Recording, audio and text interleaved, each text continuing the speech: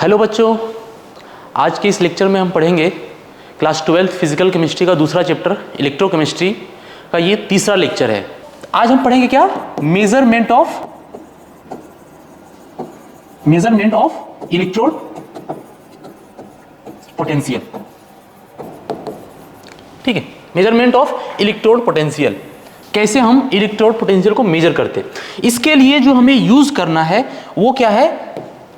Reference electrode, और वो क्या है? स्टैंडर्ड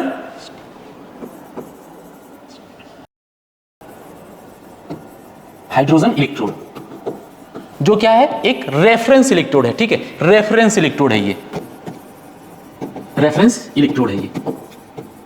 क्या ये? एक रेफरेंस इलेक्ट्रोड। ठीक है, अब कहते किसे हैं? Hydrogen, standard hydrogen electrode. ठीक है, रेफरेंस इलेक्ट्रोड कहते किसे? क्यों हमने इसको इंट्रोड्यूस किया यहाँ पे, जब हम इलेक्ट्रोड पोटेंशियल कैलकुलेट कर रहे थे तो। ठीक है, अब इसे समझने के लिए मैं एक छोटा सा एग्जांपल देता हूँ। ठीक है, और मैं कुछ एक दो सवाल मैं आपसे पूछता हूँ। ठीक, मैंने आपको दो नंबर दे रहा हूँ मैं। ठीक है, एक तो 3 और दूसरा 7। ठीक है, 3 और दूसरा 7। और मैं अगर आपसे सवाल पूछूं कि इनमें से बड़ा नंबर कौन है, ठीक है, तो आपका ऑब्वियस जो जवाब होगा, आंसर होगा, वो क्या होगा? 7 बड़ा है और 3 छोटा है। ठीक है, ये आपका आंसर है।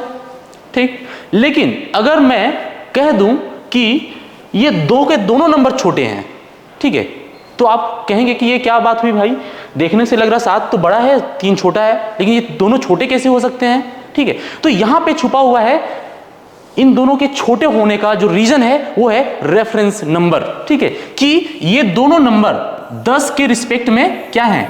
छोटा है। ये दोनों नंबर 10 के रिस्पेक्ट में छोटा है। ठीक है, और फिर मैं कहूं ये दोनों नंबर बड़े हैं। ठीक है, ये दोनों नंबर बड़े हैं। क्यों बड़े हैं? क्योंकि ये अगर इधर मैं ले लूं 1 या 2 या फिर 0, तो ये दोनों नंबर जो है 3 और 7, ये 0, ठीक है, 0 और 2 के रिस्पेक्ट में बड़े हैं। ठीक है, तो कोई भी नंबर बड़ा है या छोटा है, ये किस पे डिपेंड कर रहा है कि हम रेफरेंस नंबर कौन सा ले रहे हैं। ठीक है, कोई भी नंबर बड़ा है कि छोटा है, ये डिपेंड कर रहा है कि रेफरेंस जो है, रेफरेंस जो हम ले रहे हैं नंबर, उस पर डिपेंड कर रहा है कि ये नंबर बड़ा होगा कि छोटा होगा। सिमिलरली जब हम इलेक्ट्रोड पोटेंशियल कैलकुलेट करेंगे, तो मैंने पीछे जैसे बताया कि जो इलेक्ट्रोड पोटेंशियल है वो दो तरह के होते हैं, एक ऑक्सीडेशन इलेक्ट्रोड पोटेंशियल, दूसरा रिडक्शन इलेक्ट्रोड पोटेंशियल। ठीक है, तो जो मैं पिछले में जब मैं ये एग्जाम्पल दे रहा था, पिछले में जब जो मैं एग्जाम्पल दिया था वो किसका दिया था? एक कंटेनर में क्या था? जिंक सल्फेट का सॉल्यूशन, जिसमें क्या हो रहा था? जिंक Zn2+ और 2 इलेक्ट्रॉन में कन्वर्ट हो रहा था। ठीक है, ठीक है, और इसके साथ हमने जो कंपैरिजन के लिए ले रखा था वो क्या था? दूसरा कॉपर सल्फेट का सॉल्यूशन CuSO4, जिसमें क्या हो रहा था? Cu2+ 2 इलेक्ट्रॉन ले रहा था और Cu सॉलिड में कन्वर्ट हो रहा था। ठीक है, अब मैं अगर कहूं इसमें कि ऑक्सीडेशन किसका हो रहा है, रिडक्शन किसका हो रहा है, जैसे मैंने पीछे अभी एग्जांपल दिया कि इन दोनों नंबर में बड़ा और छोटा कौन है। ठीक है, तो आपने कहा कि ये बड़ा है, ये छोटा है। ठीक, लेकिन मैंने कहा क्या कि ये भी बड़ा है और ये भी बड़ा है। कब? जब हम इसको कंपेयर करेंगे किससे?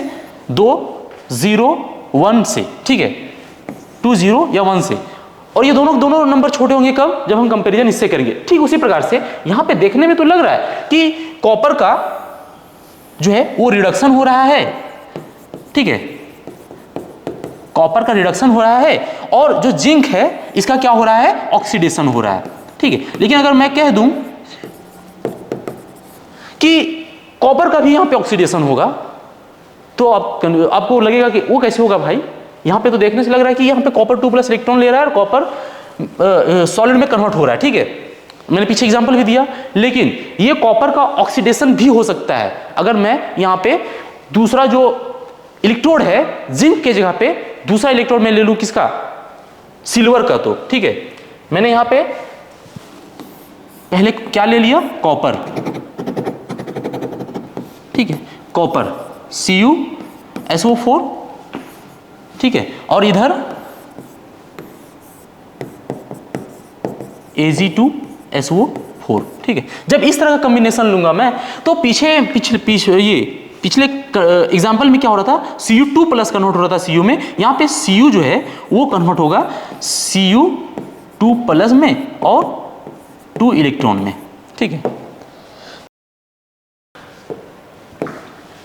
ठीक, और यहाँ पे क्या होगा 2Ag प्लस 2 इलेक्ट्रॉन और ये कन्वर्ट हो जाएगा Ag में सॉलिड, ये एक्वस, ठीक है।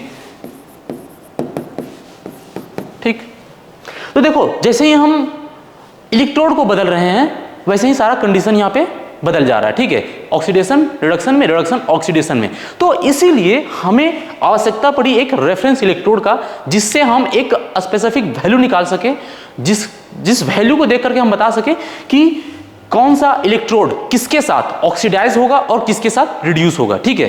ये अभी शायद समझ में नहीं आएगा कि रेफरेंस इलेक्ट्रोड हम क्यों लेते हैं और इसके मदद से हम कैसे इलेक्ट्रोड पोटेंशियल कैलकुलेट करते हैं। अब हम इसको जब आगे एक्सप्लेन करूंगा मैं तो वो समझ में आएगा, ठीक है। तो स्टैंडर्ड जो रेफरेंस इलेक्ट्रोड हमने लिया है उसका जो यूज है वो पहला यूज ये है कि हम इलेक्ट्रोड पोटेंशियल यहां से पहले कैलकुलेट करेंगे इस हाइड्रोजन इलेक्ट्रोड की मदद से, और फिर इस हाइड्रोजन इलेक्ट्रोड की मदद से जो इलेक्ट्रोड पोटेंशियल हम कैलकुलेट करेंगे उससे हम आसानी से ये बता सकते हैं कि कोई भी दो मेटल आपस में कौन ऑक्सीडाइज होगा और कौन रिड्यूस होगा। और इसी के लिए आता है क्या, इलेक्ट्रोकेमिकल सीरीज, इलेक्ट्रोकेमिकल सीरीज, ठीक है। इलेक्ट्रोकेमिकल सीरीज कंपटीशन एग्जाम में सवाल यहां से आता है। अभी तक जो मैं बताया हूं ये बस बेसिक था, कॉन्सेप्ट था, ठीक है। लेकिन क्वेश्चन जो है वो इलेक्ट्रोकेमिकल सीरीज से रिलेटेड जो नस्ट इक्वेशन है, इससे जो रिलेटेड नस्ट इक्वेशन हम पढ़ेंगे आज,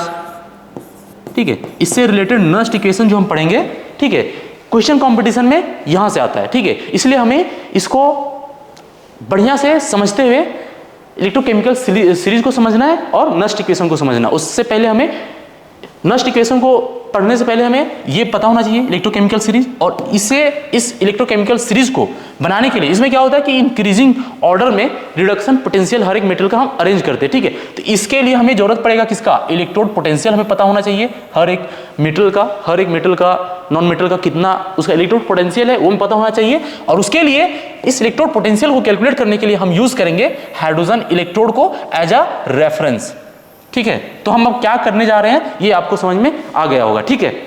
इसका जो सेल रिएक्शन था वो क्या था फाइनली, ये बुक में ये एग्जांपल दिया हुआ है इसलिए मैं यहां पे लिख दे रहा हूं, Cu2 प्लस, ये कन्वर्ट हो जा रहा था Cu2 plus Cu and Zn2 plus में, ठीक है। लेकिन इसी कॉपर की जगह पे हम अगर जिंक को ले ले, ये सेल रिएक्शन हो गया इस गैल्वेनिक सेल का, ठीक है।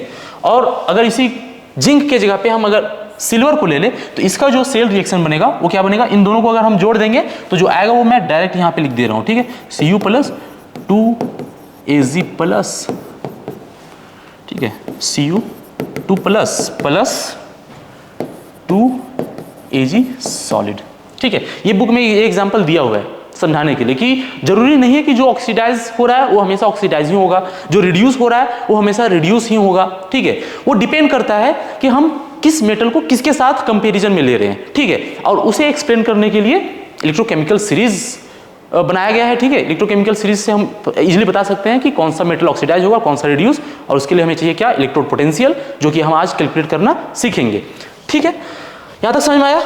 तो इलेक्ट्रोड पोटेंशियल कैलकुलेट करने के लिए हमें चाहिए क्या, स्टैंडर्ड हाइड्रोजन इलेक्ट्रोड, ठीक है। इसका फुल फॉर्म आप लोग खुद से लिख लेना, मैं बार बार लिखूंगा नहीं। ये क्या है, स्टैंडर्ड हाइड्रोजन इलेक्ट्रोड, ठीक है। स्टैंडर्ड हाइड्रोजन इलेक्ट्रोड की मदद से हम कैसे इलेक्ट्रोड पोटेंशियल कैलकुलेट करेंगे वो तो आज हम सीखेंगे ही, लेकिन उससे पहले स्टैंडर्ड हाइड्रोजन इलेक्ट्रोड है क्या वो पहले हम पढ़ते हैं, ठीक है। कुछ नहीं है, हमने जो जिंक और कॉपर का जो इलेक्ट्रोड कर लिया था उसी जैसा ये एक इलेक्ट्रोड है, ठीक है, उसी के जैसा ये एक इलेक्ट्रोड है, ठीक।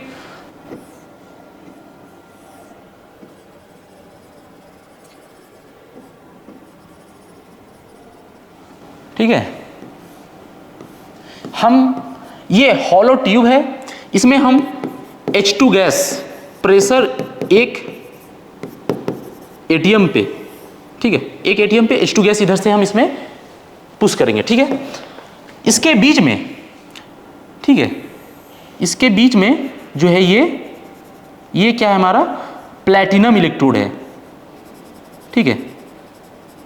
हम प्लैटिनम को यूज कर रहे हैं स्टैंडर्ड हाइड्रोजन इलेक्ट्रोड बनाने के लिए। ये प्लैटिनम और इसके अंदर जो गैस भरा हुआ है, ठीक है, ये क्या है हमारा H2 गैस, H2 गैस है ये, ठीक है। ये कंप्लीटली H2 गैस, इसके अंदर का इलेक्ट्रोड जो है प्लेटिनम का, ठीक है, इसके अंदर का इलेक्ट्रोड का जो प्लेटिनम का इलेक्ट्रोड है, ये कलेक्टिवली क्या कहलाता है स्टैंडर्ड हाइड्रोजन इलेक्ट्रोड कहलाता है, ठीक है। इसे याद रखना, ये कलेक्टिवली क्या कहलाता है स्टैंडर्ड हाइड्रोजन इलेक्ट्रोड, ठीक। ये क्या है हमारा स्ट्रॉन्ग एसिडिक सॉल्यूशन, ठीक है। अभी तक जितने हम पढ़े हैं, गैल्वेनिक सेल हो या इलेक्ट्रोलाइटिक सेल हो, हर जगह पे जो हम इलेक्ट्रोड पोटेंशियल लिख रहे हैं वो स्टैंडर्ड कंडीशन यानी जो कंसंट्रेशन है सॉल्यूशन का वो यूनिटी है, मतलब जिस भी यूनिट में हम मेजर करें कंसंट्रेशन की वैल्यू 1 होगा, ठीक है। तो ये 1.0 मोलर इसका कंसंट्रेशन है, ठीक है। ये है हमारा स्टैंडर्ड हाइड्रोजन इलेक्ट्रोड, ठीक है। ये क्या है, ये जो इसके अंदर जो भरे हुए हैं ये क्या है H2 गैस, ठीक है, ठीक। और ये जो है ये क्या है हमारा प्लैटिनम,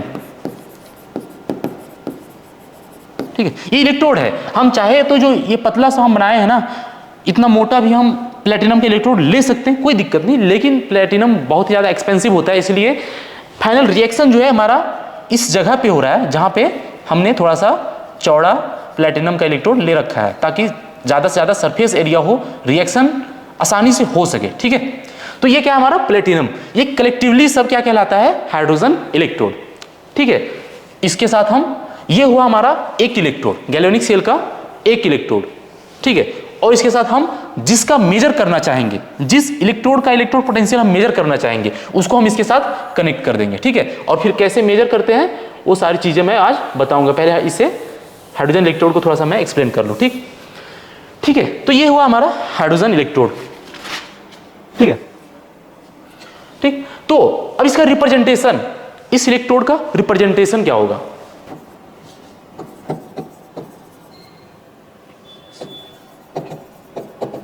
इसका रिप्रेजेंटेशन क्या होगा। हमने पिछले क्लास में बताया है कि सबसे पहले क्या होता है, बीच में साल्ट ब्रिज होता है, आयंस, बीच में सेपरेशन, ये फेज ट्रांजिशन, गैस और फिर सॉलिड, इधर आयंस फेज चेंज, फिर गैस फेज चेंज और फिर सॉलिड, ठीक है।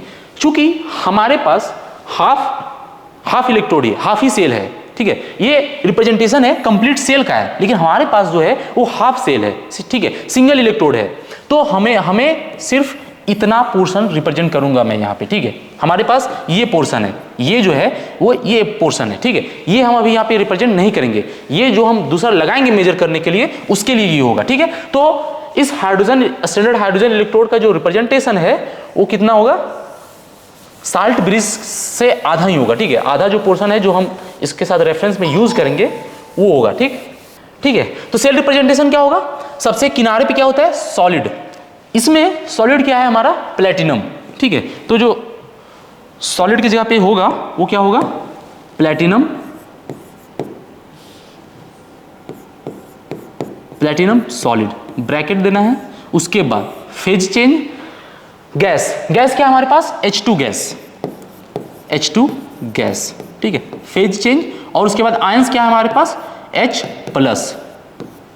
ठीक है। ये H2 गैस है, वो इस इलेक्ट्रोड पोटेंशियल जो ये जो इलेक्ट्रोड है ये प्लैटिनम का, यहाँ पे आकर के जो H2 गैस है उसका जो रिएक्शन होगा वो क्या होगा सेल रिएक्शन।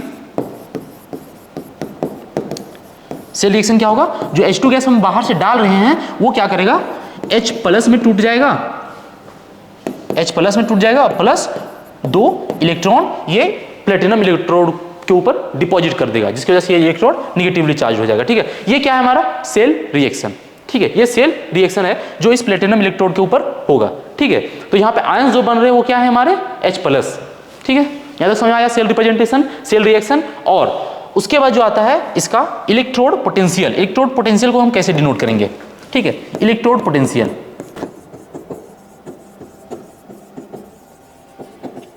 ठीक है, यहां पे एक बहुत ही कॉमन सा सवाल है जो शायद आपके दिमाग में आ रहा होगा कि जो H2 गैस है वो H+ में तो टूट रहा है, लेकिन इस सॉल्यूशन में जो H+ है वो भी तो 2H+ मिल करके H2 बना सकते हैं, ऐसा भी तो हो सकता है। ठीक है, तो इस सवाल का जवाब ये है कि ये एक स्टैंडर्ड है, रेफरेंस है। हम ये मान के चल रहे हैं कि इस इलेक्ट्रोड पे जो रिएक्शन है वो इस तरीके से होगा। ठीक है, और इसके अकॉर्डिंग टू सामने वाले इलेक्ट्रोड कैसा रिस्पॉन्स करेगा उसके अकॉर्डिंग टू फिर हम ये डिसाइड करेंगे कि सामने वाले इलेक्ट्रोड का इलेक्ट्रोड पोटेंशियल क्या होगा। ठीक है, तो हम अभी H2 से H+ वाले जो ये रिएक्शन है इसे स्टैंडर्ड मान के चल रहे हैं। ठीक है, और इसके अकॉर्डिंग टू जो इलेक्ट्रोड पोटेंशियल होगा वो क्या होगा, E,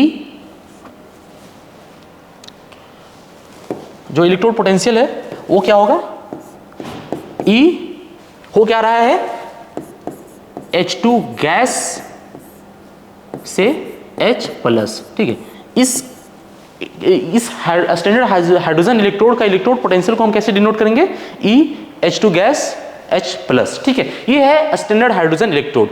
ठीक, यहां तक सब समझ में आया। अब हम कैलकुलेट करेंगे इलेक्ट्रोड पोटेंशियल को। ठीक है, इलेक्ट्रोड पोटेंशियल को पहला एग्जांपल हम लेते हैं हाइड्रोजन इलेक्ट्रोड के साथ कॉपर का। ठीक है, हाइड्रोजन इलेक्ट्रोड के साथ हम पहला एग्जांपल लेंगे कॉपर का।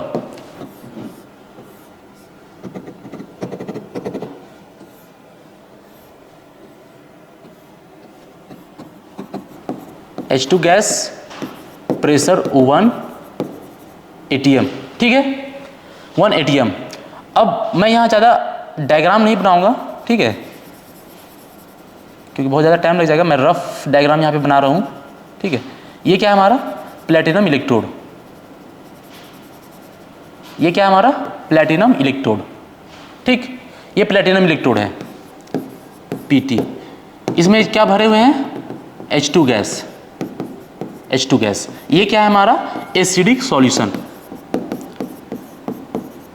ठीक, ये क्या है हमारा एसिडिक सॉल्यूशन, 1.0 मोलर कंसंट्रेशन। ठीक है, अब इसके साथ हम लेंगे वो क्या है, कॉपर का इलेक्ट्रोड। ठीक है, इसके साथ जो हम लेंगे वो क्या रहेगा, हमारा कॉपर का इलेक्ट्रोड। ठीक है,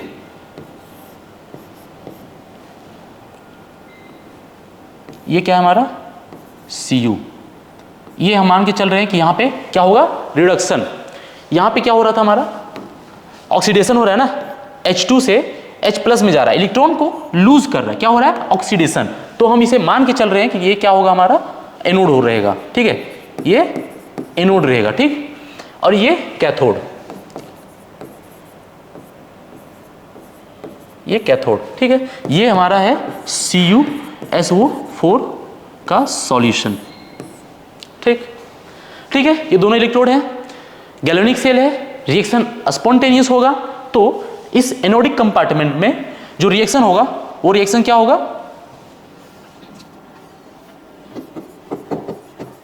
एनोडिक कंपार्टमेंट में जो रिएक्शन होगा वो क्या होगा, H2 H+ 2 ठो और +2 इलेक्ट्रॉन। ठीक है, और कैथोडिक कंपार्टमेंट में हमने ये स्टैंडर्ड मान के चला है। ठीक है, कैथोडिक कंपार्टमेंट में क्या होगा, Cu2+ 2 इलेक्ट्रॉन +2 इलेक्ट्रॉन, और ये कन्वर्ट हो जाएगा Cu में। ठीक है, ये oxidation half reaction, reduction half reaction. Final अगर हम यहाँ पे सेल रिएक्शन लिखना चाहें, अगर सेल रिएक्शन अगर हम लिखना चाहें तो क्या होगा, H2+ Cu2+ कन्वर्ट हो जाएगा किसमें, 2H+ Cu सॉलिड में। ये सॉलिड है, ये एक्वस है। ठीक है, ये भी एक्वस है और ये गैसियस है। ठीक, ये गैसियस, ये एक्वस। ठीक है, ये भी एक्वस और ये सॉलिड। ठीक, ये हो गया इस गैल्वेनिक सेल का सेल रिएक्शन। ठीक है, ये ऑक्सीडेशन हाफ रिडक्शन हाफ और ये कंप्लीट सेल रिएक्शन। अगर हम इस सेल को रिप्रेजेंट करना चाहें, ठीक है, हमने जो पिछले क्लास में गैल्वेनिक सेल पढ़ा है उसमें ये तो पढ़ा है ना, सबसे पहले हम सेल रिएक्शन लिखते हैं, उसके बाद उस सेल को रिप्रेजेंट करते हैं, उसके बाद फिर सेल पोटेंशियल पे आते हैं, ठीक है। अभी हम इसमें कुछ नहीं किए हैं, बस एक हाइड्रोजन इलेक्ट्रोड को ले रखा है मैंने, दूसरा कॉपर इलेक्ट्रोड को ले रखा है। सेल रिएक्शन इसका जो हो रहा है वो क्योंकि रिएक्शन स्पॉन्टेनियस है तो सेल रिएक्शन होगा, और इस सेल का जो रिप्रेजेंटेशन होगा वो मैं अब यहाँ पे इसे रिप्रेजेंट करने जा रहा हूँ। सेल रिप्रेजेंटेशन क्या होगा, सबसे पहले इधर ऑक्सीडेशन एनोडिक कंपार्टमेंट का रिएक्शन क्या होगा,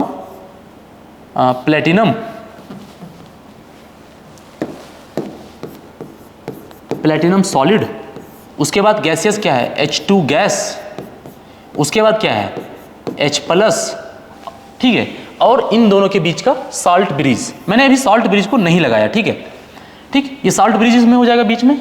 उसके बाद फिर आयंस Cu2+ एक्वस, ठीक है, ये भी एक्वस, और फिर फेज चेंज क्या हो जाएगा यहाँ पे Cu सॉलिड।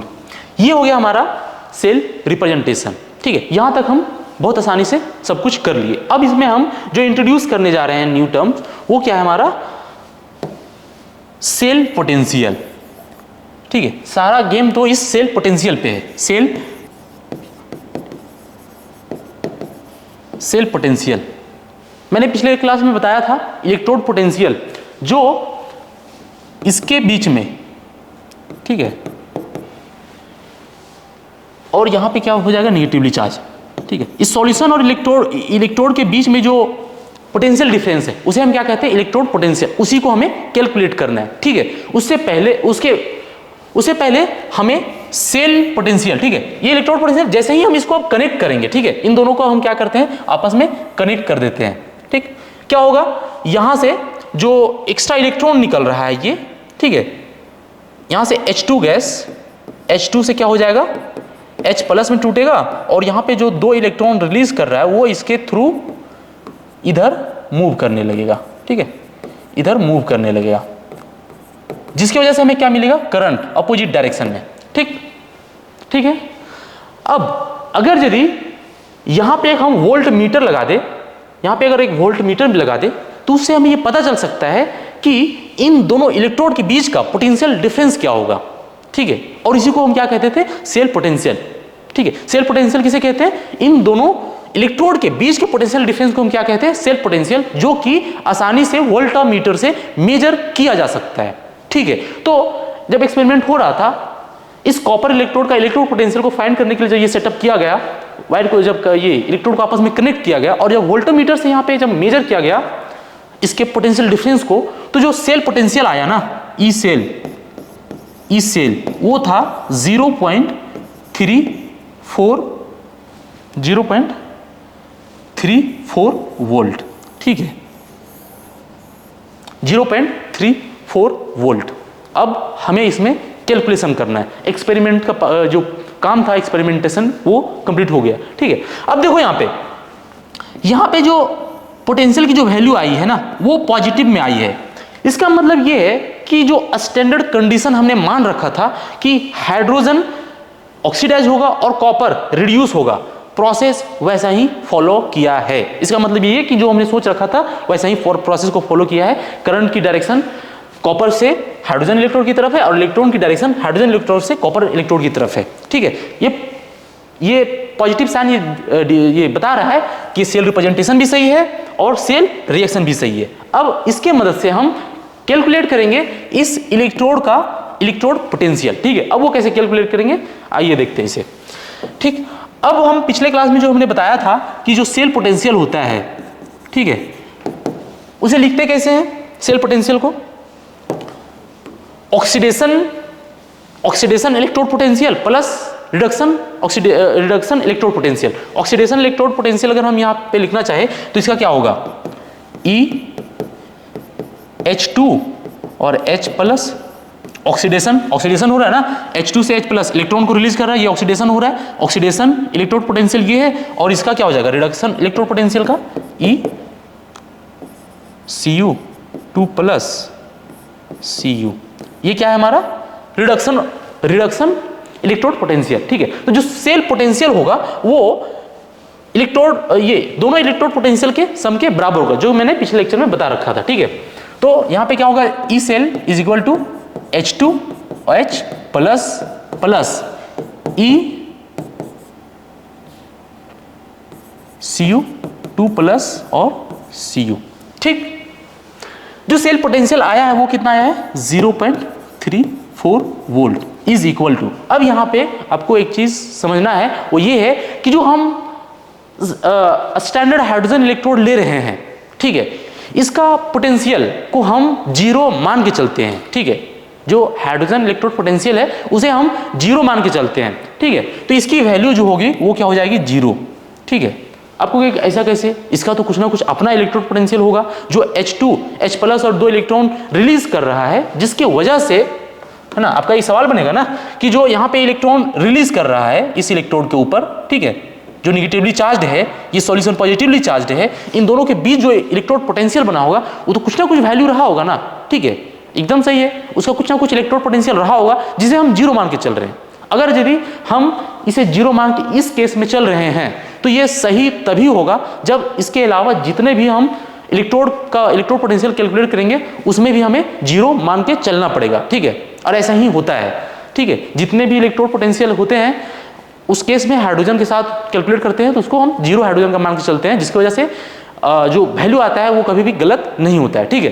तो यहाँ पे हम हाइड्रोजन इलेक्ट्रोड पोटेंशियल है उसको हमने 0 वोल्ट मान रखा है। ये क्या हो जाएगा, Cu2 प्लस एंड Cu, ठीक। अब यहाँ से देखो E Cu2 प्लस से Cu 0.34 वोल्ट आ गया ना इलेक्ट्रोड पोटेंशियल। ये क्या है हमारा इलेक्ट्रोड पोटेंशियल,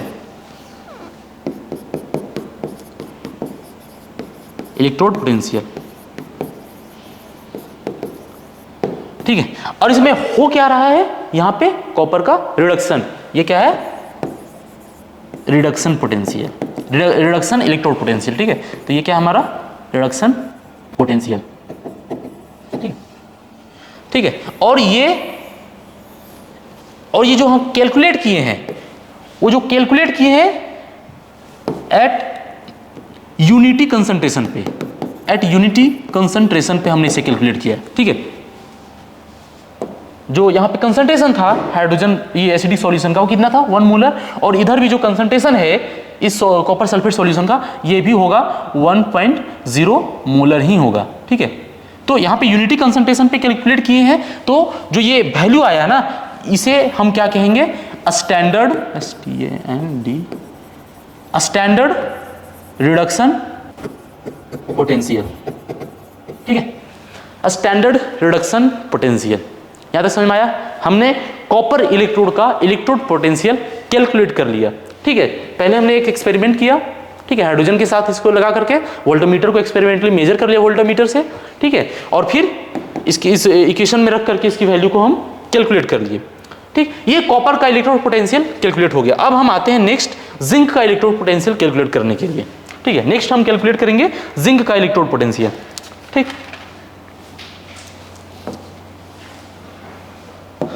नेक्स्ट हम कैलकुलेट करेंगे जिंक का इलेक्ट्रोड पोटेंशियल।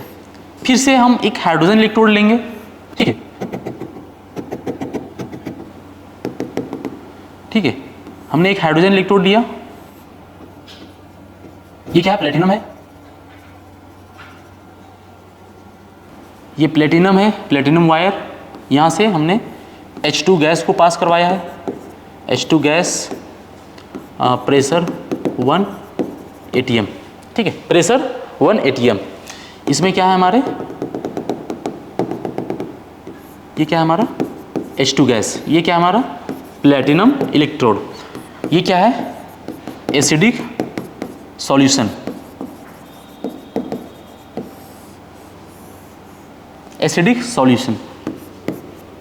ठीक है, जो होगा 0.1 मोलर, ठीक। अब इसके साथ हम लेंगे दूसरा क्या, कॉपर ये जिंक इलेक्ट्रोड में हमने कॉपर का भी कैलकुलेट कर लिया है, ठीक है। हमने जिंक इलेक्ट्रोड यहाँ पे लिया, ठीक है, ZnSO4, ये इलेक्ट्रोड किसका है? जिंक का। ठीक, ये क्या है? जिंक। ठीक ठीक है, हमने मान रखा है कि इसमें जो रिएक्शन होगा वो रिएक्शन कैसा होगा? H प्लस प्लस 2 इलेक्ट्रॉन में कन्वर्ट होगा। ठीक है, ये क्या है हमारा? स्टैंडर्ड हाइड्रोजन इलेक्ट्रोड का इलेक्ट्रोड रिएक्शन। ठीक है, ये ऑक्सीडेशन रिएक्शन। और इसमें इसके अकॉर्डिंग टू इसमें क्या होगा? Zn2+, इस सॉल्यूशन के अंदर जो Zn2+ है वो क्या करेगा? इलेक्ट्रोड का एक्स्ट्रा इलेक्ट्रॉन लेकर के इसको पॉजिटिवली चार्ज बना देगा और ये निगेटिवली चार्ज रहेगा। ठीक है, प्लस 2 इलेक्ट्रॉन Zn सॉलिड। ठीक है, हमने ये मान के चला है। ठीक, अब अगर हम इसका सेल रिएक्शन लिखना चाहें, ठीक है, सेल रिएक्शन अगर इसका हम लिखना चाहें तो क्या होगा? सेल रिएक्शन दोनों को जोड़ देना है। ठीक है, H2+ Zn2+ is equal to H+ plus Zns। ये क्या है हमारा? Cell reaction. अब इस सेल को अगर हम रिप्रेजेंट करना चाहें तो कैसे रिप्रेजेंट करेंगे? Cell representation. ठीक, सेल रिप्रेजेंटेशन। ठीक, क्या होगा? Anodic reaction. एनोडिक रिएक्शन क्या हो रहा है यहाँ पे? ऑक्सीडेशन वाला प्लेटिनम, ये सॉलिड, प्लेटिनम सॉलिड, और फिर गैस क्या है हमारा? H2 गैस, और फिर आयंस क्या है हमारा? H+, salt bridge. अच्छा, पिछले में मैंने साल्ट ब्रिज लगाना भूल गया था यहाँ पे। ठीक है, जब रिएक्शन, जब ये कनेक्ट करेंगे, जब रिएक्शन शुरू होगा उसके बाद यहाँ पे हमें एक साल्ट ब्रिज की आवश्यकता पड़ेगी। ठीक है, साल्ट ब्रिज ये लगा लेना। ठीक है, यहाँ पे साल्ट ब्रिज होगा। ठीक है, साल्ट ब्रिज होगा जो क्या करेगा? लिक्विड जंक्शन पोटेंशियल को रिड्यूस करेगा। इसमें जो एक्स्ट्रा नेगेटिव चार्ज है, इसमें जो एक्स्ट्रा पॉजिटिव चार्ज है उसको न्यूट्रल करेगा। ठीक है, इसमें इनर्ट मटेरियल भरे होते हैं जो इस सॉल्यूशन के सब्सटेंस से रिएक्ट नहीं करेंगे। ठीक है, उसके बाद यहाँ पे साल्ट ब्रिज के बाद क्या होगा? यहाँ पे साल्ट ब्रिज भी मैं लगा ही देता हूँ, बाद में भूल जाता हूँ नहीं तो। ठीक, साल्ट ब्रिज के बाद इधर क्या होगा? Ion Zn2+ aqueous. ठीक है, और फिर Zn सॉलिड। ये हमारा हो गया क्या? सेल रिप्रेजेंटेशन अकॉर्डिंग टू जो हम स्टैंडर्ड मान के चल रहे हैं। ठीक है, ठीक, यहां तक सब सही है। अब हम कैलकुलेट करेंगे सेल पोटेंशियल। ठीक है, सेल पोटेंशियल। ठीक है, सेल पोटेंशियल कैलकुलेट करेंगे। उसके लिए हम क्या करेंगे? इन दोनों इलेक्ट्रोड्स को आपस में कनेक्ट कर देंगे। ठीक है, और यहाँ पे एक वोल्ट मीटर लगा देंगे। ठीक है, वोल्ट मीटर लगा देंगे। वो हमें जब इसमें करंट फ्लो होगा, ठीक है, तो वहां से हमें पता चलेगा इन दोनों इलेक्ट्रोड के बीच में कितना करंट फ्लो हो रहा है, मतलब इन दोनों इलेक्ट्रोड के बीच में पोटेंशियल डिफरेंस कितना है। ठीक है, तो एक्सपेरिमेंटली जो पोटेंशियल डिफरेंस इस सेल का जो वैल्यू मिला, पोटेंशियल डिफरेंस को मैंने पिछले लेक्चर में बताया है, ई सेल से डिनोट करते हैं सेल पोटेंशियल को। ठीक है, ई सेल जो मिला हमें वो क्या था? -0.76 वोल्ट। ठीक है, -0.76 वोल्ट। ठीक है, इसका मतलब क्या है? पिछले वाले क्वेश्चन में, पिछले वाले जो कॉपर का जो केस था, इसमें ये पॉजिटिव यहाँ आ रहा था। ठीक है, ये यहाँ पे पॉजिटिव आ रहा था। ठीक है, पॉजिटिव वैल्यू आ रही थी, लेकिन यहाँ पे अब निगेटिव वैल्यू आया। इसका मतलब क्या है? इसका मतलब ये है कि पीछे वाले केस में हमने ये मान के चला था कि H2 गैस ऑक्सीडाइज होगा H+ में, और कॉपर में जो Cu2+ आयन है वो रिड्यूस होगा Cu में। ठीक है, और इसके अकॉर्डिंग टू यहाँ जो पॉजिटिव वैल्यू आई थी, ये बता रहा था कि ये जो हमने मान रखा है कि ये सेल रिएक्शन ये सही है। यहाँ पे कॉपर हाइड्रोजन के रिस्पेक्ट में आसानी से रिड्यूस हो जा रहा है, मतलब कि हाइड्रोजन जो है, हाइड्रोजन गैस है, कॉपर को रिड्यूस कर दे रहा है। ठीक है, कॉपर जो है वो हाइड्रोजन को ऑक्सीडाइज कर दे रहा है। ठीक है, कॉपर जो है वो हाइड्रोजन को ऑक्सीडाइज कर दे रहा है किसमें? H+ में। ठीक है। और हाइड्रोजन गैस जो है वो कॉपर को रिड्यूस कर दे रहा है किसमें, Cu2+ से Cu में, ये सही था, ठीक है। लेकिन अब सिमिलर केस हमने यहां भी कंसीडर करके चला कि जो H2 गैस है, जो H2 गैस है वो क्या करेगा, हमने ये सोच के चला कि H2 गैस क्या करेगा, जिंक 2+ को जिंक सॉलिड में कन्वर्ट कर देगा और जिंक 2+ क्या करेगा, H2 गैस को ऑक्सीडाइज कर देगा इसमें H+ में, ठीक है। और H2 जिंक 2+ को जिंक में रिड्यूस कर देगा।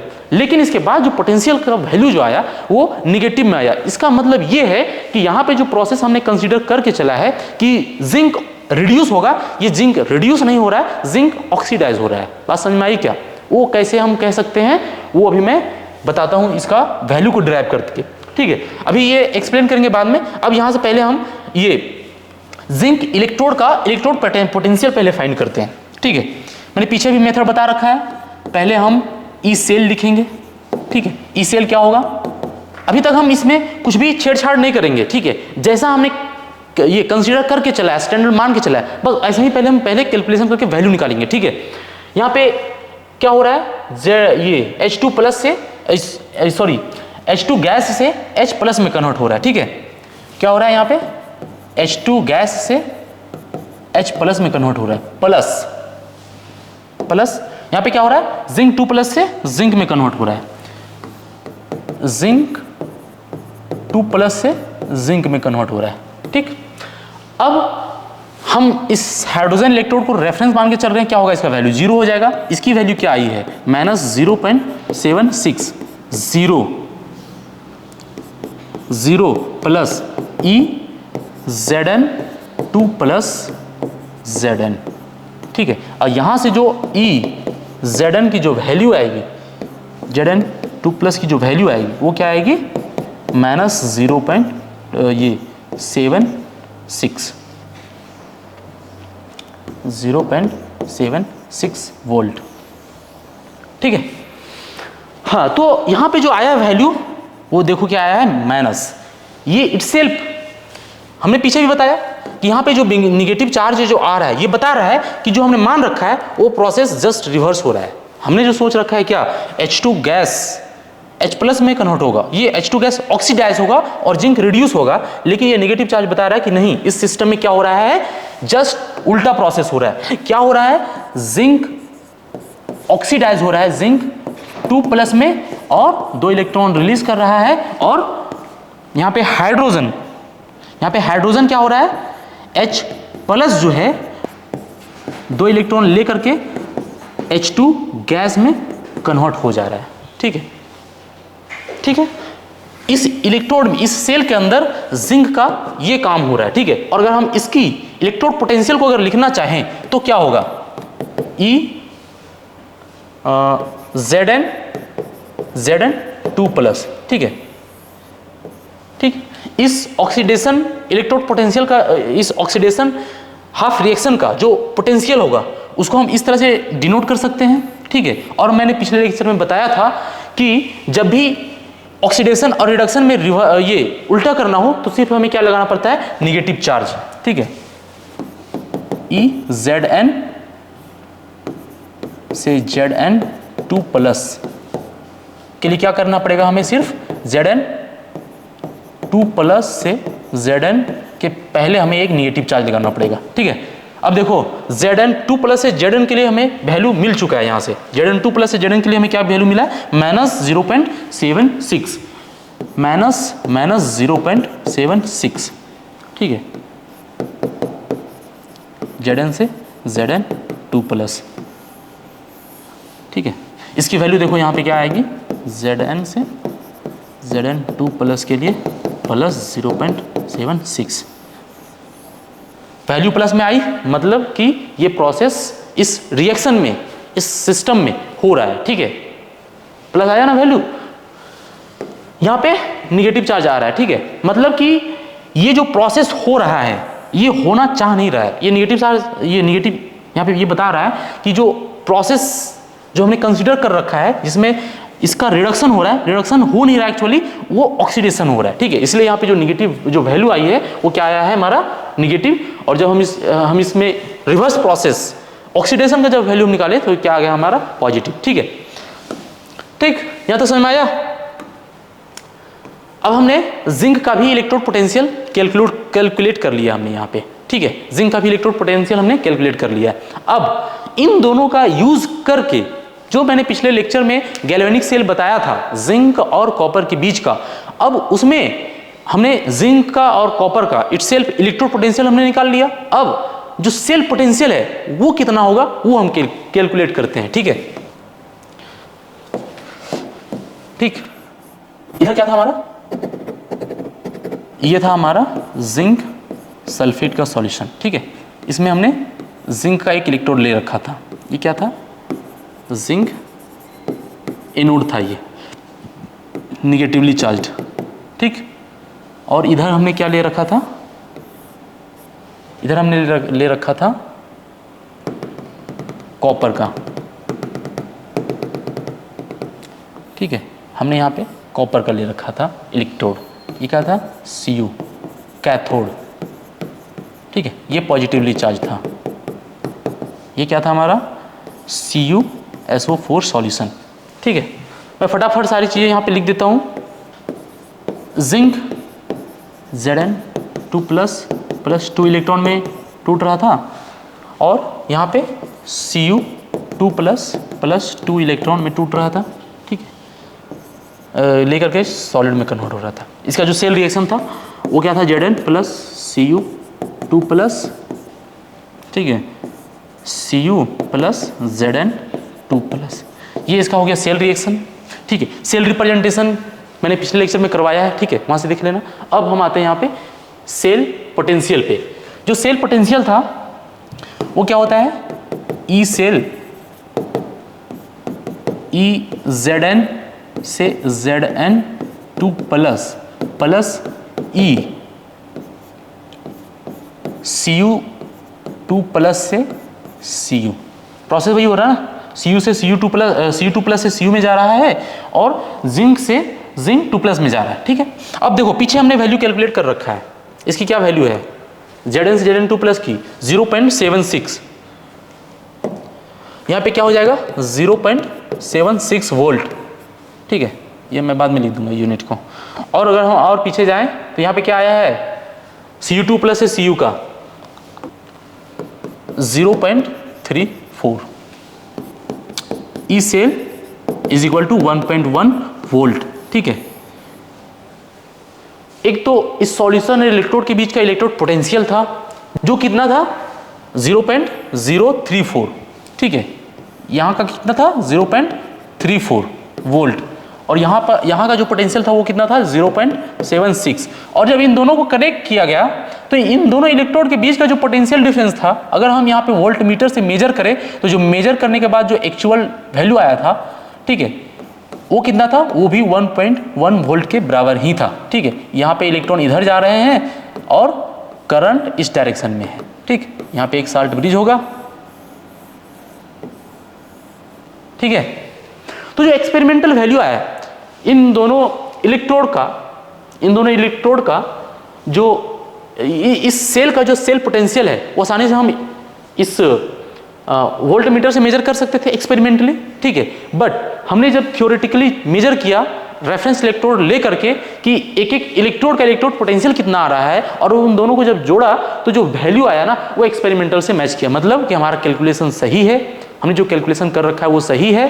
ठीक है, और जो सेल पोटेंशियल होगा इसका, ठीक है, वो कितना होगा 1.1 वोल्ट के बराबर, मतलब कि इस इलेक्ट्रोड को जब दोनों को आपस में कनेक्ट किया जा रहा है तो जो पोटेंशियल डिफरेंस जनरेट हो रहा है वो कितना है 1.1 वोल्ट। अब देखो, अब यहाँ पे एक एक्सपेरिमेंट छोटा सा करना है, वो क्या है कि ये तो गैल्वेनिक सेल है। ठीक है, इसमें रिएक्शन स्पॉन्टेनियस है। ठीक, स्पॉन्टेनियस रिएक्शन हो रहे हैं। अब अगर मैं कहूं कि इस गैल्वेनिक सेल को इसी सेटअप में इलेक्ट्रोलाइटिक सेल अगर मैं बनाने के लिए कह दूं आपको, तो कैसे बनाएंगे जरा सोचो एक बार।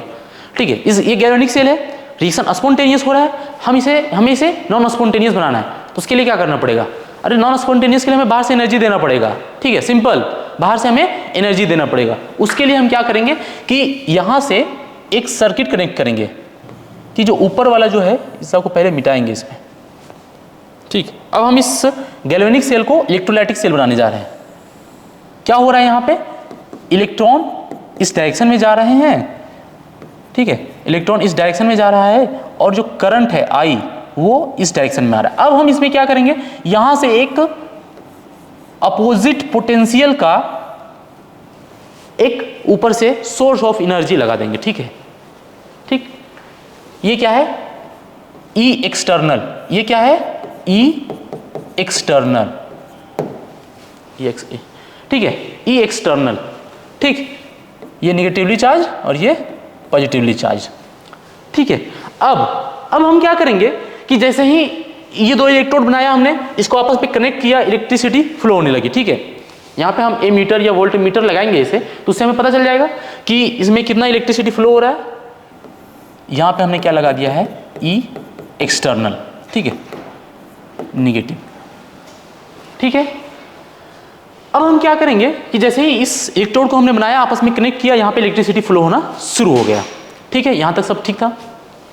ठीक, अब हम क्या करेंगे, जो एक्सटर्नल पोटेंशियल हमने अप्लाई किया है वो सबसे पहले क्या करेंगे, ई एक्सटर्नल, केस 1 में हम क्या करेंगे कि ई एक्सटर्नल जो है ना उसकी वैल्यू को 0 रखेंगे। तो क्या होगा कि जो ई सेल की जो वैल्यू है वो कितनी रहेगी, 1.1 वोल्ट, मतलब कि ये अभी भी गैल्वेनिक सेल ही है, ये अभी भी गैल्वेनिक सेल है, रिएक्शन स्पॉन्टेनियस ही है। ठीक है, रिएक्शन स्पॉन्टेनियस है। ठीक, अब हम क्या करेंगे, इस इलेक्ट्रोड पोटेंशियल, ये एक्सटर्नल पोटेंशियल जो हमने अप्लाई किया है उसकी वैल्यू को हम बढ़ाना शुरू करेंगे। ठीक है, सेकेंड केस में क्या करेंगे, जो एक्सटर्नल पोटेंशियल अप्लाई किया है ना इसकी वैल्यू को हम इंक्रीज करेंगे। तो क्या होगा कि ई सेल की जो वैल्यू है ना वो क्या होगी, डिक्रीज होना शुरू होगी। लेकिन इस टाइम पे भी ये गैल्वेनिक सेल ही रहेगा, स्पॉन्टेनियस रिएक्शन जो है यहाँ पे Zn से Zn2+ और कॉपर 2+ से कॉपर में ये प्रोसेस चलता रहेगा, लेकिन अब ये धीरे धीरे स्लो होना शुरू होगा। जैसे जैसे हम एक्सटर्नल पोटेंशियल की वैल्यू को हम बढ़ाएंगे वैसे वैसे जो प्रोसेस है, ठीक है, वो धीरे धीरे स्लो होना शुरू होगा। ठीक है, यहां तक समझ में आया कि हमने इसको पहले 0.1 रखा, फिर इसको 0.2 किया, फिर इसको 0.3 किया, फिर इसको बढ़ाते गया 0.9 किया। ठीक है, 0.9 किया इसको। ठीक, तब तक भी ये स्पॉन्टेनियस और गैल्वेनिक सेल ही रहेगा। ठीक है, जो रिएक्शन यहाँ पे हो रहे हैं वो होते रहेंगे, लेकिन वो बहुत ही कम मात्रा में होंगे। जो ई सेल जो है इसकी जो वैल्यू 1.1 वोल्ट है, यहाँ जो करंट जो फ्लो हो रहा है उसकी वैल्यू बहुत ज़्यादा घट जाएगी। ठीक है, जब हम इस पॉइंट पे आ जाएंगे ना, इस पॉइंट पे एक्सटर्नल पोटेंशियल की वैल्यू जब हम 0.9 वोल्ट तक अप्लाई कर देंगे तो जो ई सेल की वैल्यू 1.1 वोल्ट है ये बहुत घट जाएगा, फिर भी वो गैल्वेनिक सेल ही रहेगा। ठीक है, स्पॉन्टेनियस रिएक्शन होते रहेंगे। ठीक है, लेकिन तीसरे केस में जब हम इस एक्सटर्नल जो है, ठीक है, इसकी वैल्यू जब 1.1 वोल्ट अप्लाई कर देंगे तो उस केस में क्या होगा, ई सेल जो है वो 0 हो जाएगा। ठीक है, और ये जो सेल है ना ही गैल्वेनिक सेल रहेगा और ना ही इलेक्ट्रोलाइटिक सेल रहेगा। मतलब ये है कि जब एक्सटर्नल अप्लाइड पोटेंशियल जो है इसकी वैल्यू ई सेल के बराबर हो जाएगी तो ई सेल ये 0 हो जाएगा। ठीक है, और उसमें किसी भी प्रकार का कोई भी रिएक्शन नहीं होगा। ठीक है, इस टाइम पे क्या होगा, किसी भी प्रकार का कोई भी रिएक्शन नहीं होगा, ना ही ये गैल्वेनिक सेल रहेगा और ना ही इलेक्ट्रोलाइटिक सेल रहेगा। ठीक है, ना ही स्पॉन्टेनियस रिएक्शन होंगे और ना ही नॉन स्पॉन्टेनियस रिएक्शन होंगे, सब कुछ अब रुक गया है। ठीक है, अब हम क्या करेंगे, जो एक्सटर्नल पोटेंशियल है, ठीक है, जो एक्सटर्नल पोटेंशियल है इसकी वैल्यू को, एक्सटर्नल पोटेंशियल है इसकी वैल्यू को हम बढ़ाएंगे 1.1 वोल्ट से। मे बी 1.2 वोल्ट हो, 1.3 वोल्ट हो, मे बी 2.0 वोल्ट हो। ठीक है, 1.1 वोल्ट से जैसे ही बढ़ाएंगे हम, ठीक है, वैसे ही ई सेल जो है ना ई सेल, इसकी वैल्यू क्या हो जाएगी, निगेटिव माने लगेगी। ठीक है, यहाँ पे जो ये हमने यहाँ पे लगा रखा है ना, यहाँ पे जो वोल्टेज हमें मिल रहा है वो निगेटिव में आएगा। ठीक है, मतलब कि अब यहाँ पे उल्टे डायरेक्शन में प्रोसेस शुरू हो चुका है। जो यहाँ पे जिंक ऑक्सीडाइज हो रहा था, ठीक है, जिंक जो ऑक्सीडाइज हो रहा था वो क्या होने लगेगा, जिंक जो है ऑक्सीडाइज हो रहा था वो रिड्यूस होने लगेगा। जिंक 2+ से 2 इलेक्ट्रॉन लेगा और जिंक सॉलिड में कन्वर्ट होने लगेगा, और जो कॉपर रिड्यूस हो रहा था वो ऑक्सीडाइज होने लगेगा। Cu जो है वो Cu2+ 2 इलेक्ट्रॉन में कन्वर्ट होने लगेगा। ठीक है, जस्ट रिवर्स प्रोसेस। यहां से भी, इस एक्सपेरिमेंट से भी ये पता चलता है कि जो हमने सेल, गैल्वेनिक सेल बनाया था, जिंक और कॉपर इलेक्ट्रोड को जब हमने कनेक्ट किया था, तो यहाँ पे जो करंट डेवलप हो रहा था उसका जो पोटेंशियल डिफरेंस है वो कितना है, 1.1 वोल्ट है। क्योंकि जब हम एक्सटर्नल पोटेंशियल, हम इसे तो आसानी से जो हम अप्लाई कर रहे हैं उसे तो हम आसानी से मेजर कर नहीं सकते, तो जो इसकी वैल्यू जो है ना, वो जैसे ही इसकी वैल्यू जैसे ही 1.1 वोल्ट आई थी, ई सेल 0 हो गया था। ठीक है, इसका मतलब कि वहाँ पे जो पोटेंशियल डिफरेंस जनरेट हुआ है गैल्वेनिक सेल में वो कितना है, 1.1 वोल्ट के बराबर। ठीक है, यहाँ तक था गैल्वेनिक सेल। इलेक्ट्रोड पोटेंशियल कैसे कैलकुलेट करते हैं, ठीक है, ये सेल पोटेंशियल कैसे कैलकुलेट करते हैं, ये सब। ठीक है, ये सब था एट यूनिटी कंसंट्रेशन पे। और ये जहाँ से जो वैल्यू आएगा हमारे पास, ठीक है, वो क्या होगा, स्टैंडर्ड इलेक्ट्रोड पोटेंशियल होगा। और जो स्टैंडर्ड इलेक्ट्रोड पोटेंशियल है उसका यूज करके जो इलेक्ट्रोकेमिकल सीरीज बनाया गया है, ठीक है, उसे अब हम समझते हैं। ठीक है, तो अब हम इलेक्ट्रोकेमिकल सीरीज पे जाते हैं। देखो ये डायग्राम, ठीक है, ये है इलेक्ट्रोकेमिकल सीरीज। ठीक, यहाँ पे देख रहे होंगे आप, हाइड्रोजन है यहाँ पे, ठीक है, हाइड्रोजन जिसका इलेक्ट्रोड पोटेंशियल कितना मान रखा है, 0। ठीक है, अब देखो स्टैंडर्ड कंडीशन में ये माना गया है कि जितने भी यहाँ पे मेटल्स हैं, ठीक है, इनका जो इलेक्ट्रोड पोटेंशियल होगा, ठीक है, उसे हम रिडक्शन इलेक्ट्रोड पोटेंशियल के फॉर्मेट में ही सारा का सारा वैल्यू कैलकुलेट करके अरेंज किया गया यहाँ पे। ठीक है, क्योंकि जब आप किसी चीज़ को एक ऑर्डर में जब अरेंज करेंगे तो सबकी वैल्यू एक ही तरीके की सारी वैल्यू जब रहेंगी तो उसको आप एक ऑर्डर में अरेंज कर सकते हैं। ठीक है, जैसे अगर यदि हम यहाँ पे सपोज कि फ्लोरीन का जो है इलेक्ट्रोड पोटेंशियल जो है, ये क्या है, ये जो वैल्यू है वो क्या है, स्टैंडर्ड रिडक्शन पोटेंशियल। ठीक है, ये जितनी वैल्यू दी हुई है ना, ये सारा क्या है, स्टैंडर्ड रिडक्शन पोटेंशियल। ठीक है, तो सपोज कि यहाँ पे फ्लोरीन का जो है वो 2.87 स्टैंडर्ड रिडक्शन पोटेंशियल है।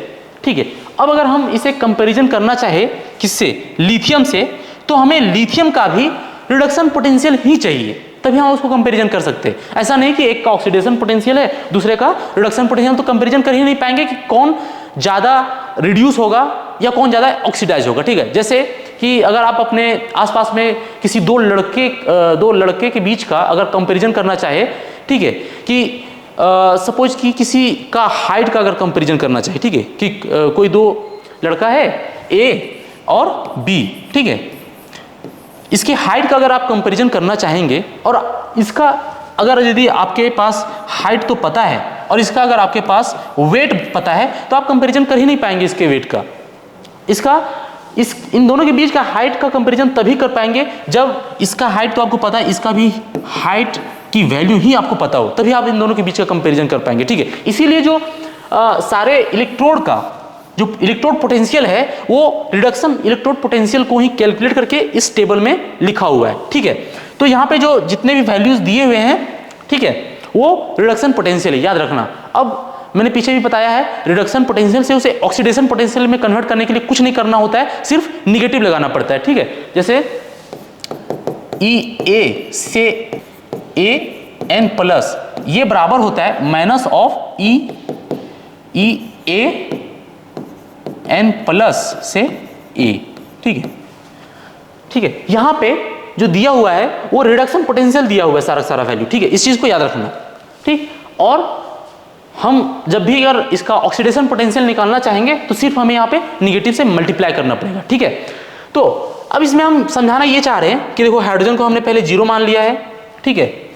अब इसमें से अगर किसी दो का हम एग्जाम्पल उठाएं, हाइड्रोजन और लिथियम का, ठीक है, तो यहां पे जो पोटेंशियल दे रखा है वो क्या है, रिडक्शन पोटेंशियल, ठीक है, EH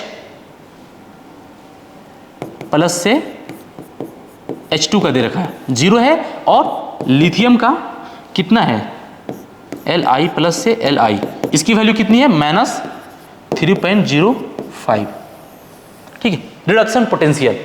ये किस चीज की वैल्यू है, रिडक्शन पोटेंशियल, ठीक है। अब देखो हाइड्रोजन का रिडक्शन पोटेंशियल ज्यादा है या लिथियम का, सोच के देखो, मैग्नीट्यूड वाइज लिथियम का रिडक्शन पोटेंशियल ज्यादा है, लेकिन हमें यहाँ पे एक पॉजिटिव निगेटिव साइन भी लगा हुआ है जो ये बता रहा है कि इसकी रिडक्शन पोटेंशियल हाइड्रोजन के रिडक्शन पोटेंशियल से भी कम है, ठीक है। इसका मतलब ये हुआ कि ये जो लिथियम है वो रिड्यूस होना नहीं चाहेगा, ये don't want to reduce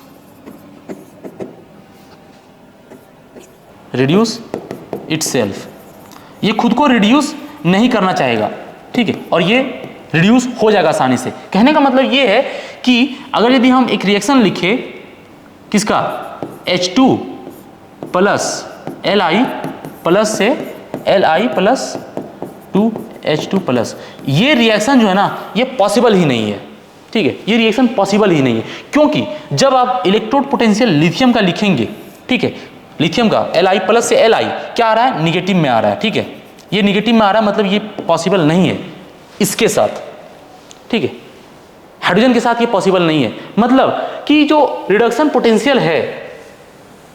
potential है जिसका जितना रिडक्शन पोटेंशियल कम होगा वो उतना ही कम रिड्यूस होना चाहेगा, वो ऑक्सीडाइज होना चाहेगा, वो रिड्यूसिंग एजेंट की तरह काम करेगा, ठीक है। पहला पॉइंट क्या है, the chemical species SPE, the chemical species having low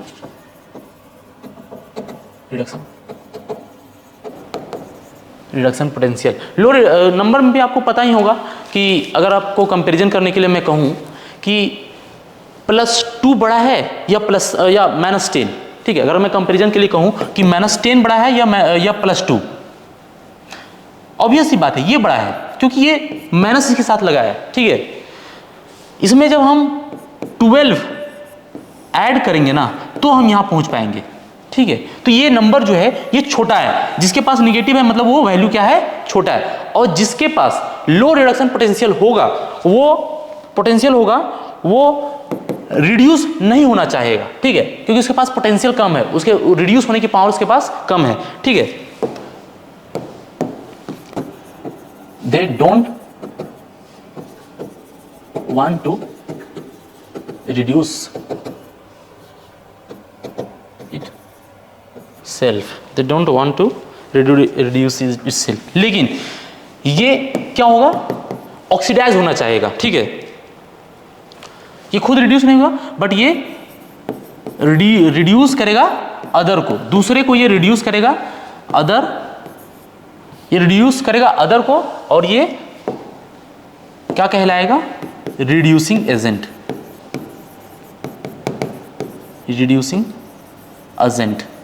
ठीक है। ये क्या कहलाएगा, रिड्यूसिंग एजेंट, मतलब जिसका रिडक्शन पोटेंशियल इस सीरीज में, जिसका जो रिडक्शन पोटेंशियल की वैल्यू जिसकी कम है, कम किसकी है, -3 की, सबसे कम जो रिडक्शन पोटेंशियल लिथियम की है, मतलब ये सबसे कम रिड्यूस होना चाहेगा, मतलब ये ऑक्सीडाइज ज्यादा होना चाहेगा, ठीक है, ठीक है। They don't want to reduce itself, they want to oxidized, they want to oxidize, ठीक है। दूसरे को रिड्यूस करेगा जिसका रिडक्शन पोटेंशियल कम है, ठीक है, याद रखना इस चीज को। लो रिडक्शन पोटेंशियल रिड्यूसिंग एजेंट, मतलब वो दूसरों को रिड्यूस करेगा, ठीक है, वो दूसरों को रिड्यूस करेगा और वो क्या होगा, खुद ऑक्सीडाइज होना चाहेगा, ठीक है, इस चीज को याद रखना। वो क्या होगा, खुद ऑक्सीडाइज होना चाहेगा। दूसरा इंपॉर्टेंट पॉइंट, ठीक है। The chemical potential, the chemical species having high reduction potential, ठीक है, जिसके पास हाई रिडक्शन पोटेंशियल होगा, ठीक है, वो क्या करेगा, दे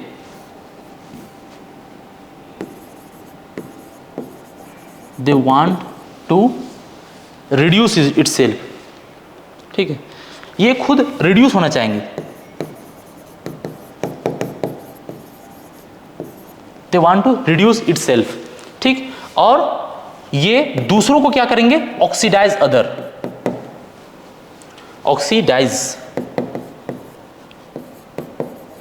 ऑक्सीडाइज अदर, ठीक है, ये ऑक्सीडाइजिंग एजेंट कहलाते हैं, ये क्या कहलाते हैं, ऑक्सीडाइजिंग अदर, ठीक है, ऑक्सीडाइजिंग अदर, ठीक। अब इसे अगर समझने में थोड़ी सी अगर दिक्कत हो रही हो, ठीक है, तो मैं यहां से फिर से इसे एक बार एक्सप्लेन कर दे रहा हूं, ठीक। जैसे लिथियम का जो रिडक्शन पोटेंशियल है वो बहुत कम है, रिडक्शन पोटेंशियल कम है, मतलब ये रिड्यूस नहीं होना चाहेगा, मतलब ये इलेक्ट्रॉन गेन नहीं करना चाहेगा। अगर हम इस प्रकार का सिस्टम बनाएं तो ये जो है ना वो Li, ये ऐसा नहीं होगा, ठीक है, ये ऐसा नहीं होना चाहेगा बाकी किसी के साथ, ठीक है। अगर हम यहां पे इसका एग्जांपल लें, आयरन का, ठीक है, आयरन का, ठीक है, तो ये नीचे वालों से इलेक्ट्रॉन तो ले लेगा, इसका कंपैरिजन अगर नीचे वालों से करें तो इलेक्ट्रॉन ले लेगा, लेकिन ये ऊपर वालों से के साथ अगर इसका कंपैरिजन करेंगे तो ऊपर वालों से इलेक्ट्रॉन नहीं लेगा, क्योंकि ऊपर वालों का रिड्यूसिंग पोटेंशियल ज्यादा है, वो ऊपर वाले इलेक्ट्रॉन इससे ले लेंगे, लेकिन नीचे वाले इससे इलेक्ट्रॉन नहीं लेना चाहेंगे, ठीक है, ठीक। और अगर यदि हम जिसका रिडक्शन पोटेंशियल सबसे हाई है, ठीक है, तो जैसे इसका रिडक्शन पोटेंशियल सबसे कम है, मतलब ये रिड्यूस नहीं होना चाहिए, ये ऑक्सीडाइज होना चाहेगा। जैसे अगर इस तरह का कंडीशन हम अगर चाहें, Li plus plus E minus, ये जो है ना ये फटाक से हो जाएगा, ये जो रिएक्शन है ये तुरंत हो जाएगा, ठीक है। इसीलिए लिथियम को as a reducing agent use किया जाता है काफी सारे केमिकल रिएक्शन में, ठीक है।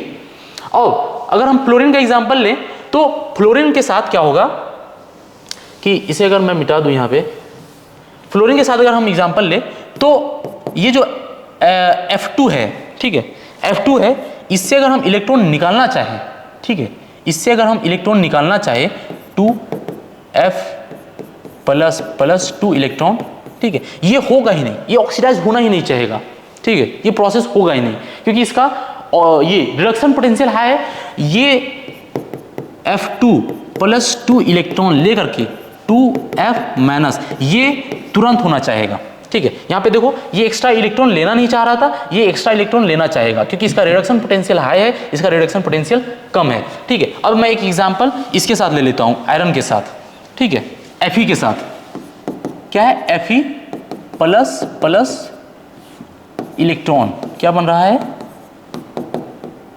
Fe, ठीक है, Fe 2 प्लस है ना, मुझे भी लगा था ये 2 प्लस, ठीक है। अब इसके साथ अगर यदि हम आयरन के साथ अगर यदि हम इसका एग्जांपल ले ले, लिथियम का, ठीक है, आयरन के साथ अगर हम लिथियम का ले तो लिथियम के साथ क्या होगा कि ये इलेक्ट्रॉन तो यहां से एक्सेप्ट कर लेगा, लिथियम जो है इसके साथ Li प्लस प्लस इलेक्ट्रॉन, ठीक है, 2। इस केस में लिथियम के साथ जब हम लेंगे, ठीक है, तो लिथियम के साथ ये रिड्यूस हो जाएगा, आयरन जो है वो लिथियम के साथ रिड्यूस हो जाएगा, लिथियम का एक्स्ट्रा इलेक्ट्रॉन लेकर के वो रिड्यूस हो जाएगा, क्योंकि लिथियम से ज्यादा है आयरन की रिडक्शन पोटेंशियल, ठीक है।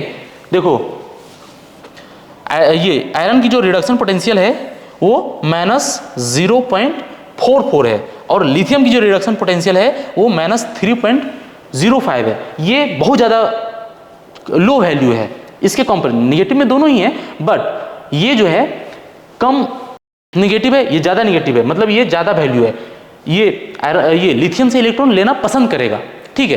तो ये लिथियम के साथ अगर इसका कंपैरिजन देखें तो आयरन रिड्यूस हो जाएगा आसानी से, लेकिन इसी आयरन को अगर यदि हम इसके साथ ले लें, उसके जस्ट ऊपर टीन के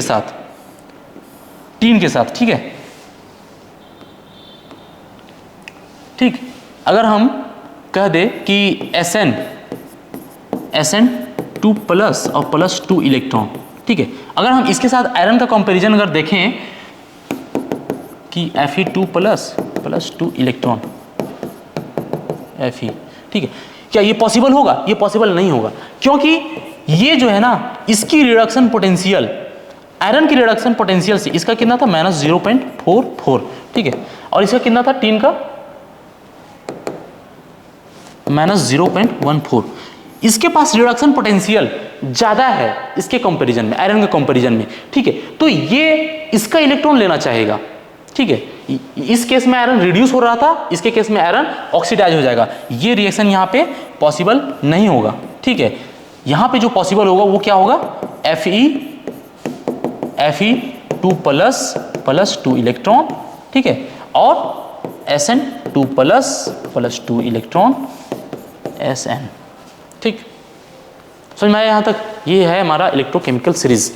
ये रिड्यूसिंग एजेंट, इसमें एग्जाम्पल जो होगा वो Li का होगा, जिसका रिडक्शन पोटेंशियल कितना है? -3.05।